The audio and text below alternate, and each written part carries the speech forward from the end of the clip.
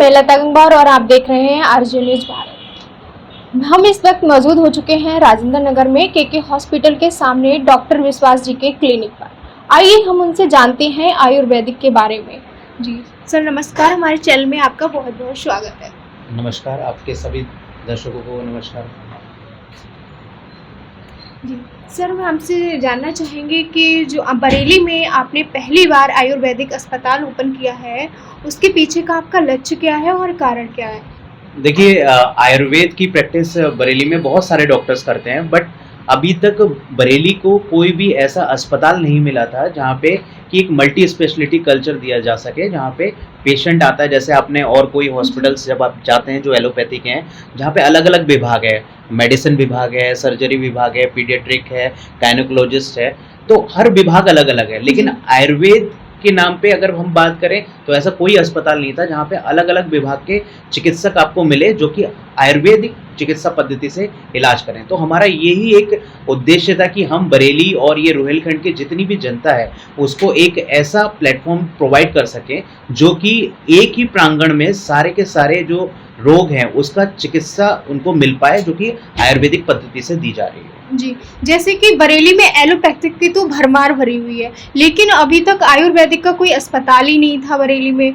और जैसा कि सुनने में आया कि मतलब यहाँ पे आयुर्वेदिक में सर जैसे पेशेंट की सारी प्रॉब्लम सॉल्व होती है। जी, मैं बताना चाहता हूँ, देखिए आयुर्वेद के दो मुख्य उद्देश्य हैं। स्वस्थस्य स्वस्थ रक्षणम, आतुरस्य विकार प्रशमनम च। यानी कि जो स्वस्थ व्यक्ति है उसके स्वास्थ्य की रक्षा की जाए, कि उसकी जो हेल्थ स्टेट है वो मेंटेन रहे, और जो आतुरस्य विकार प्रशमनम च, मतलब जो आतुर यानी कि जो रोगी है उसकी जो डिजीज है वो भी ठीक की जाए। तो मैं आपको बताना चाहता हूँ कि आयुर्वेद ही एक ऐसी पद्धति है जिसमें बॉडी का प्योरिफिकेशन हो सकता है, संशोधन हो सकता है।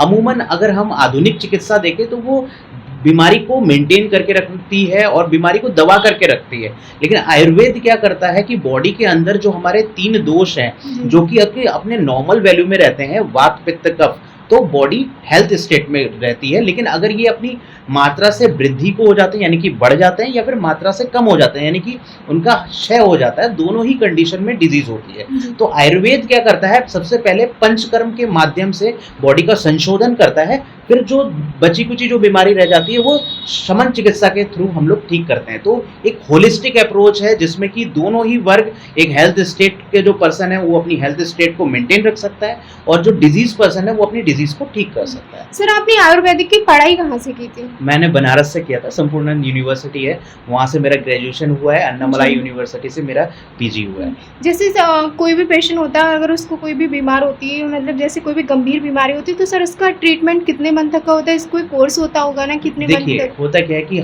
आयुर्वेद में जैसे कि अभी आपने क्या आपको बुखार होगा तो आपको डॉक्टर क्या लिखेगा, पैरासीटामोल लिखेगा। कोई भी पेशेंट आएगा तो उसको डॉक्टर पैरासीटामोल ही लिखेगा। बट हमारे आयुर्वेद में क्या होता है कि हर रोगी एक अलग रोग है, उसका जो होने वाला रोग है वो भी अलग है, क्योंकि हर रोगी का बल अलग होता है, किस ऋतु में वो बीमार पड़ा है उस ऋतु के अकॉर्डिंग, और किस काल में वो पड़ा है उसके अकॉर्डिंग, तो उसके अकॉर्डिंग डिजीज जो है वो अलग हो जाती है और उसकी चिकित्सा भी अलग हो जाती है। तो अगर आप जैसे आपने बोला कि कितने दिन में सही होगा, तो ये कह पाना बहुत मुश्किल है। हो सकता है वो 1 सेकंड में, हमारी कुछ आयुर्वेदिक टेक्निक होती है, जैसे कोई पेन लेके आता है, गर्दन में दर्द है या फिर घुटने में दर्द है या फिर एड़ियों में दर्द है, तो हम तुरंत एक हमारा चिकित्सा पद्धति है जिसको हम लोग अग्निकर्म बोलते हैं, कि पेशेंट बिल्कुल लंगड़ाता लंगड़ाता आएगा और हम लोग विदिन 5 मिनट में उसका दर्द खत्म कर देते हैं विदाउट एनी पेन किलर। पेट में दर्द लेके आता है पेशेंट, अपेंडिक्स का नाम सुना होगा आपने, उसमें इंजेक्शन लगवाते हैं लोग। हम लोग क्या करते हैं, वस्ती चिकित्सा करते हैं, हम लोग रक्त मोक्षण करते हैं,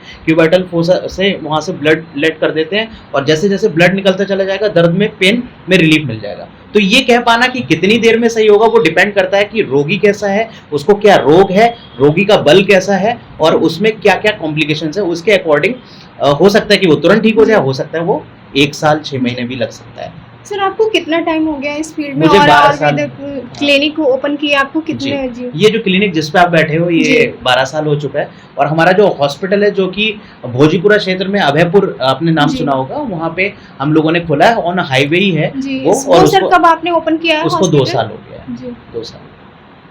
कितने का स्टॉप है आपका वहाँ पे? स्टाफ हम लोग का लगभग, अगर हम एक सेंटर हमने राजेंद्र नगर जी। में भी खोला है, एकता नगर में, जी। क्योंकि कुछ पेशेंट होते थे वो शहर से वहाँ नहीं जा पाते थे, जी। तो उसको भी खोला है। तो लगभग दोनों जगह के मिला के लगभग 15 का स्टाफ है हम लोग। जी। सर यहाँ पे आपकी बैठने की क्या टाइमिंग रहती है और हॉस्पिटल में बैठने की क्या टाइमिंग रहती है? देखिए, हॉस्पिटल में अभी 9 से 12:30 बैठता हूँ और शाम को 5 से 7 बैठता हूँ, और क्लिनिक में 1 से 3 बजे तक बैठता हूँ, और 3 से 5 हमारा जो अभी हमने बताया आपको राजेंद्र नगर में, एकता नगर में स्थित जो है, तो वहाँ पे। जी।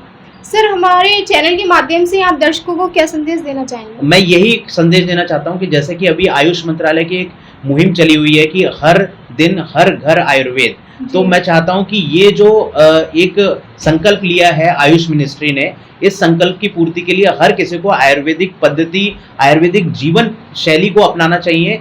क्योंकि देखिए, कोई भी चिकित्सा पद्धति कभी ये नहीं कहेगी आपको कि आप बीमार ही मत पड़िए, लेकिन जो हमारी आयुर्वेदिक दिनचर्या है और ऋतुचर्या है कि पूरे दिन भर में आपका लाइफस्टाइल कैसे रहना चाहिए, हर ऋतु में, जैसा कि अभी शरद ऋतु चल रहा है, इस समय पित्त बढ़ जाता है, तो हम लोग विरेचन करने के लिए बोलते हैं। प्रावट ऋतु यानी कि वर्षा ऋतु से पहले वात बढ़ जाता है, तो उस समय वस्ती चिकित्सा करनी चाहिए ताकि आपको वात जनित बीमारी ना हो। उसी तरीके से जब बसंत ऋतु आता है तो कफ जनित बीमारी हो जाती है, तो हम लोग वमन चिकित्सा करने के लिए बोलते हैं ताकि वो बीमारी एग्रीवेट ना हो। तो ये एक ऐसा चिकित्सा सिद्धांत है जो चाहता है कि कोई मनुष्य बीमार ही ना पड़े, तो इससे अच्छी चिकित्सा पद्धति मैं नहीं समझता हूँ हो सकती है। तो अगर आप आयुर्वेदिक जीवन शैली को, दिनचर्या और ऋतुचर्या को अपनाएंगे तो कभी भी आप बीमार पड़ेंगे ही नहीं। Thank you.